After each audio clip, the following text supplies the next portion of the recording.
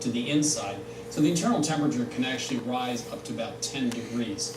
Now when you take a roast out of the oven, a large roast, take it out 10 degrees lower in temperature than what you actually want. For example, a pork roast, if you want it at 145, take it out at 135, or a prime rib, if you want it at 130, take it out at 120. Olivia from Lexington wants to know about onions and slicing. She writes, does it matter how onions are sliced to determine how they cook up? And the answer is yes.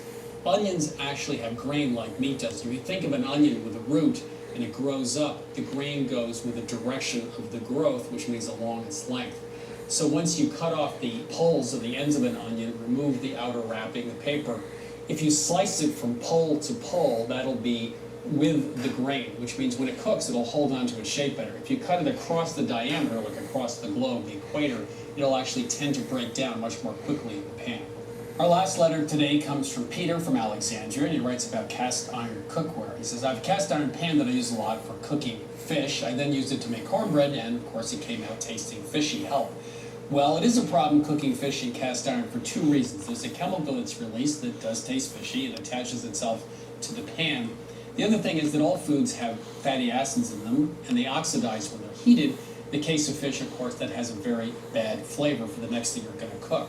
The good news is that both of these things can be burned off relatively quickly. Preheat an oven